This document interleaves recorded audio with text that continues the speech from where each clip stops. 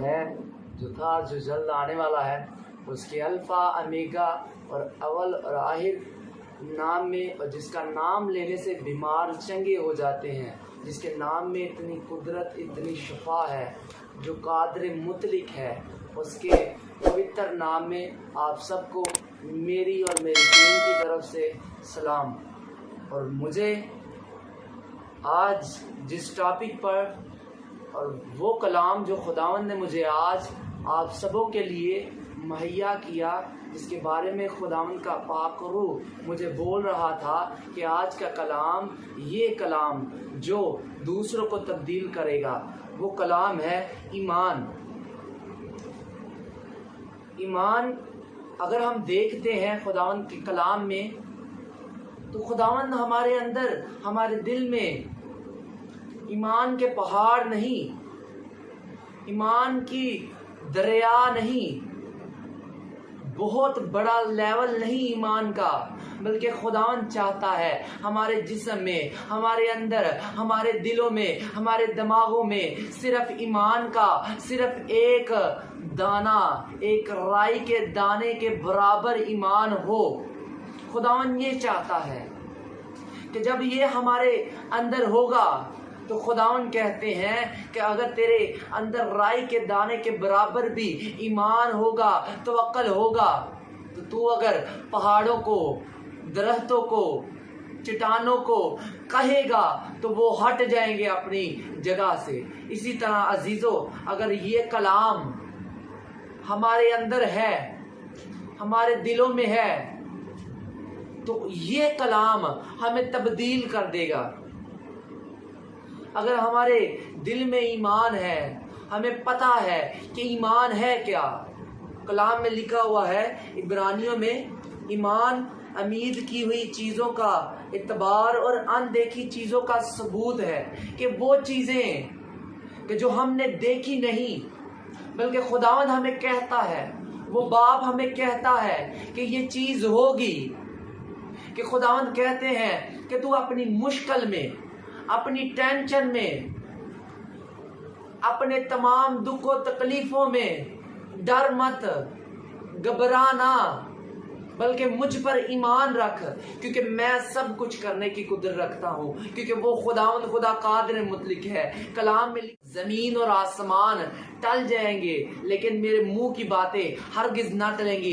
इसी तरह खुदावंद के कलाम में लिखा हुआ है, अगर तुम मुझ पर ईमान लाते हो, वो तुम मर भी जाओ तो भी जिंदा रहोगे। तो इसी तरह अगर हम खुदावंद पर ईमान लाते हैं, आज हम सीखेंगे कि ईमान है क्या।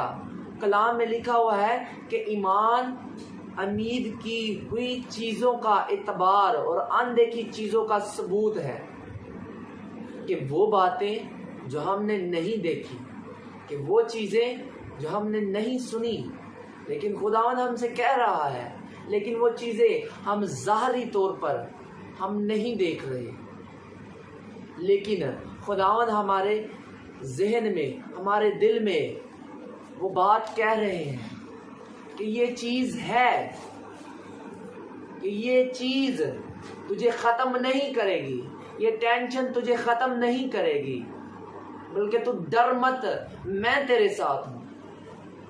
अगर हम वो मुश्किल हालत में, परेशानी में हम खुदावंद पर ईमान रखेंगे, यकीन रखेंगे, हमारा फेथ सिर्फ अपने जिंदा वाहिद खुदा पर होगा, तो यकीनन हम उस परेशानी में, उस टेंशन में हम डरेंगे नहीं, बल्कि उस टेंशन परेशानी को हम डराएंगे यीशु नासरी के नाम से। हालेलुया। खुदावंद हमारा कहता है, हमारा आसमानी बाप कहता है, डर मत, मैं तेरे साथ हूँ। ये हमारा ईमान है।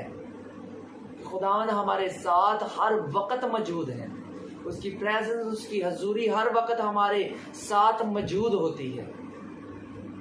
इसी तरह जब हमें कोई भी टेंशन परेशानी आती है, तो हम देखते हैं खुदावंद के कलाम में, खुदावंद का बंदा मूसा, जब मैं एक दिन ये खुदावंद के कलाम को, इस वाक़े को पढ़ रहा था, तो जब मैं खुदावंद के कलाम में पढ़ रहा था तो क्या देखता हूँ कि खुदावंद का बंदा वहाँ पे रुक जाता है। पीछे फराउन की फौज और आगे लाल समंदर, दोनों तरफ मौत है, पीछे भी और आगे भी।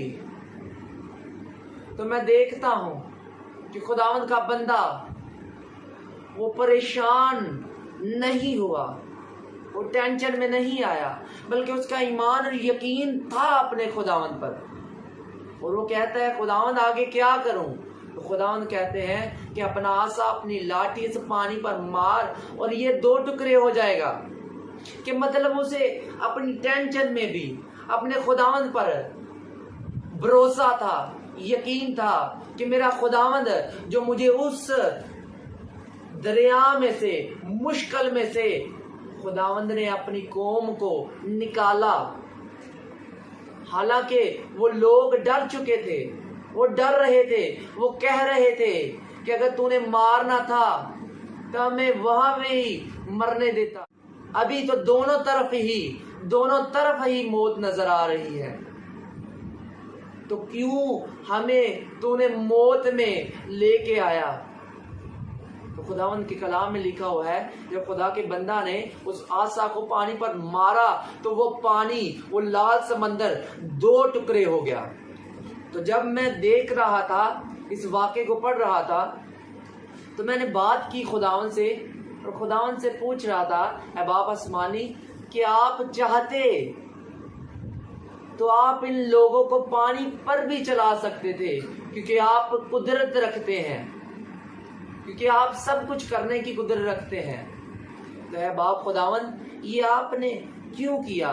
तो खुदावंद ने मुझे इस बारे में बताया कि इसी तरह अगर आपकी टेंशनें, परेशानियां इस लाल समंदर जैसी हो, आपके दुख इस लाल समंदर जैसे बड़े हो, अगर मेरा नाम लेकर आप कहेंगे तो आपकी टेंशनें भी इस लाल समंदर जैसे 2 भाग हो जाएंगी, 2 टुकड़े हो जाएंगे और आप इसमें से गुजर जाएंगे। ये रखने बस मुझ पे ईमान रखना, यकीन रखना। जब आपका यकीन मुझ पे होगा तो आप सब कुछ करने की कुदरत। कलाम में लिखा हुआ है खुदावंद यीशु मसीह एक दफा कश्ती में बैठे हुए थे।